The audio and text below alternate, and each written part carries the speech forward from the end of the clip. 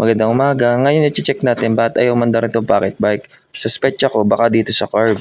Lilinisin lang. Kaya buksan na natin. Ayan, totoo nga. Barado yung carb. Napakahalaga talaga ng proper maintenance. Ngayon, makikita nyo bago na ulit yung strainer niya. Pagkatapos malinis, tingnan nyo na. Napakadumi. After nyan, buuin na natin yung carb at ipapakita ko sa inyo kung ano yung mga pinalitan. Ito yung mga pinalitan natin at yun yung mga ginamit nating repair kit. May bibili na naman yan sa online kaya huwag kayong mag-alala. Palitan na rin natin yung gasket kasi syempre nagamit na. Gumagawa lang ako ng sarili kong gasket kasi mahal kung bibili ka pa ng isang buo tas konti lang papakinabangan mo. Ayan, ayos na. Ate, kinabit na natin yung carb. Ngayon naman magtitimpla tayo ng gasolina at tuti. Alam nyo ba ang sekreto para tumagal ang pocket bike nyo?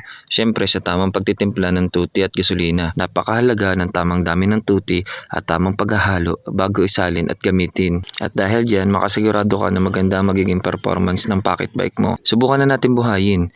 Ipam muna yung primer bulb bago hilahin. Ayan, isang click lang. Kung maririnig nyo, napakaganda ng minor. Stable lang. At ang throttle response, napaka-crispy. Pwede na ulit gamitin. Maganda na ulit manakbo yan. Kung meron kayong katanungan, huwag kayong mahihiya mag-comment.